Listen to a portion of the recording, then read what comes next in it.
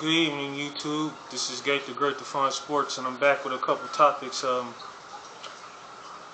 was looking at $1 million worth of game with Wallo interviewing. He had caught Devin Haney, and it was going on alluding to say like, why can't the fight happen? Devin Haney, had a point. He said, well, he didn't want to take the deal, but turn around and throws the same deal at Frank Martin. I'm looking at it as, oh, okay, so now that little whole mix-up right there. Well, all right, you don't want to take this type of deal, but you got Frank Martin that you're giving him that deal to, and he don't want to take that deal, but you're mad at Frank Martin calling that man all out his name and shit. I said, well, for the build-up of the fight with Devin Haney and Shakur, because that's going to happen,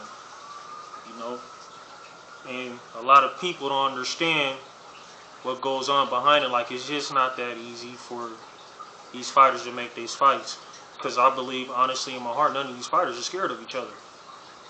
But everything has to make sense, and there's things that's not going to happen, and there's things that is going to happen within those negotiations between those fighters, or whatever it is. And Devin Haney kept saying, well, ask Shakur Stevenson why he didn't take the deal. And we all know why Shakur Stevenson probably didn't take the deal, because he feels that he's worth more than 25%. But he doesn't feel that, we already know, he said it, he doesn't feel that, Frank Martin is worth more than 25% because of his accolades. It gets very interesting between those two, and then you got Frank Martin add on to that. I just hope we get to see the fight, between Devin Haney and Shakur Stevenson down the line. It's unfortunate we didn't get to see the fight with Frank Martin and Shakur Stevenson, which is, a fight that I want to see too, because Frank Martin is better than the fighters, in my opinion, that Shakur Stevenson has fought in the past. Shakur Stevenson has some solid competition too. Devin Haney, he's that guy right now that they're all chasing. And Devin Haney could move at the tune of his beat. He could go up and go down, or he's in that neutral position where I can go here, I can go there. You know what I'm saying? And I can make this offer because I'm the A side. I'm undisputed. And that's just what it is. And I think eventually when they do decide to fight, it's gonna make sense. And I probably could say Shakur Stevenson will be satisfied with whatever offer there is, because it's gonna be that much more money on the table when you let it marinate. Which a lot of the casuals don't understand the business aspect. I don't know everything. All I could do is, because I'm on the outside looking in, and speculate like everybody else is, sources this, sources that, which is like what Bill Ellerby was saying on his last interview about, the weight was Spence and Crawford, which they both alluded to. It's hard to make 47. And he alluded to, like, did Terrence Crawford actually say that they're going to fight at 47, or was it Terrence Crawford's people? That's a good question, too. Because Spence gave him that chance. Spence did stay at 47, waiting on Crawford.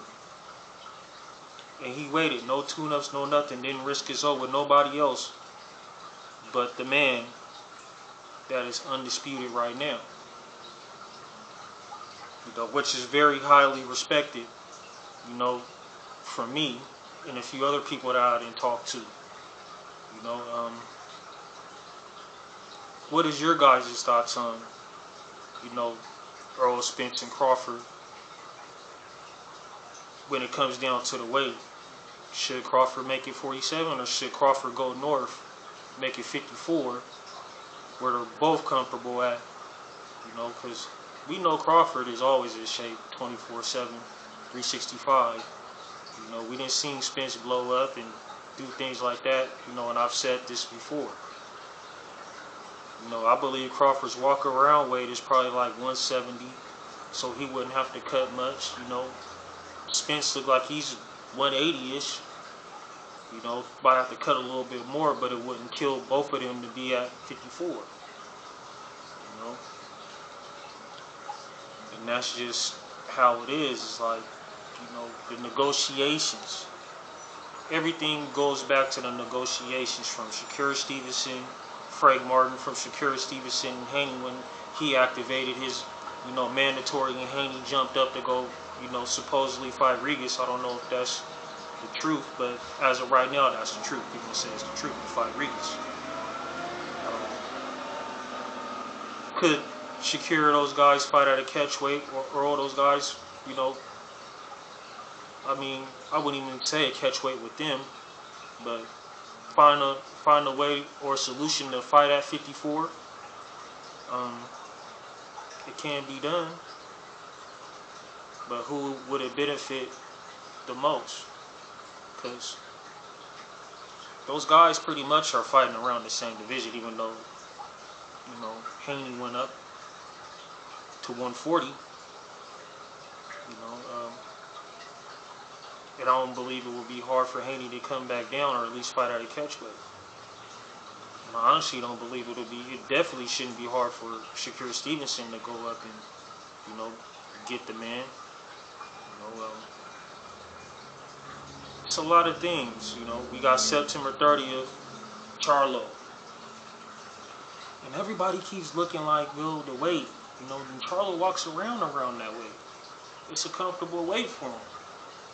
In my eyes, when I look at those guys side by side, you know, there's a height difference, but the weight looks like it could be the same.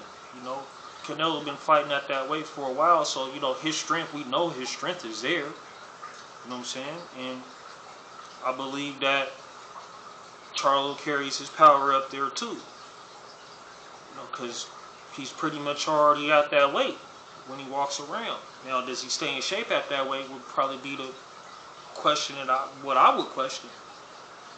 You know, how does he perform? And I would say he probably performs pretty good at that weight because he carries it. You know, when he's outside of the ring.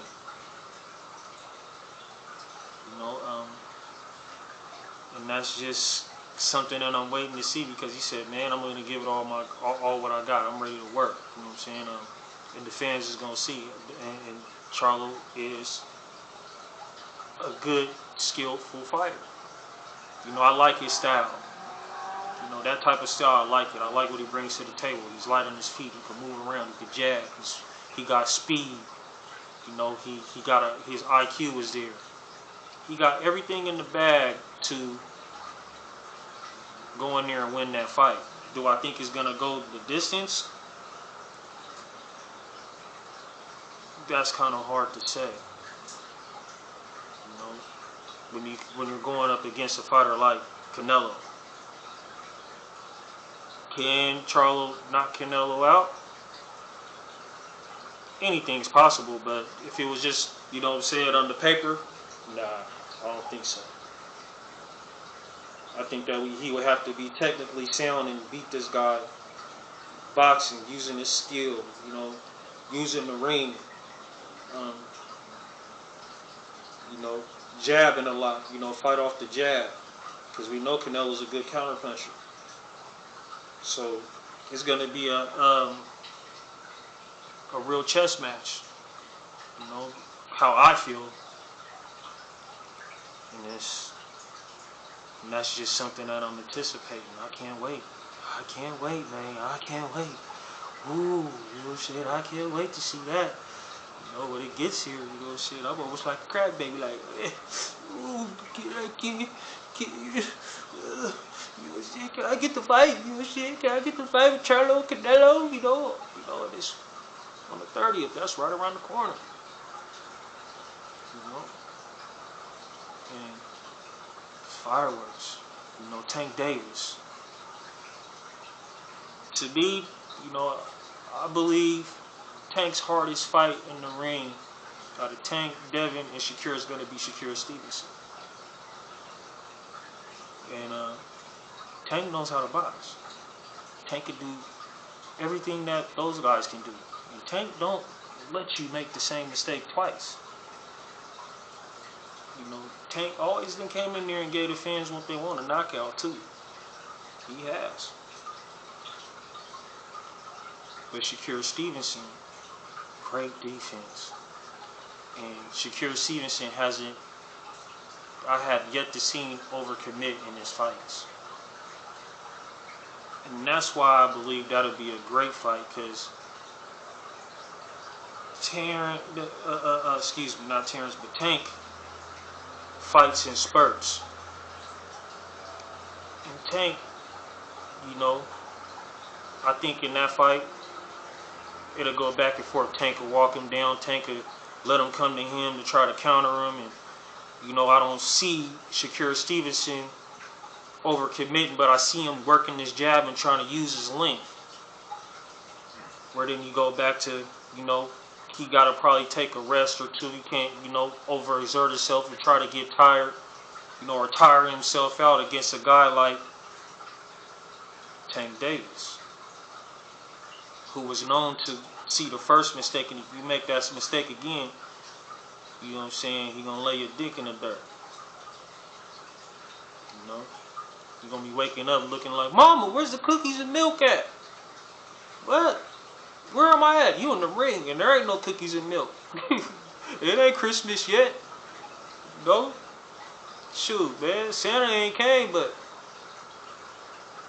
you know, we can say Tank Davis was Santa because he gave you a nice present. You know, call him Kruger because he put you to sleep and had you in dreamland, baby. You know, we didn't see that this man, you know, at the weight that he is, he carries strength of a person that is benching 315 pounds at that weight. You know, I gotta start seeing it when he throws an uppercut, man, and if he hits you, do he lift you off your feet like old school George Foreman? Tank's doing that, man. That boy hits hard.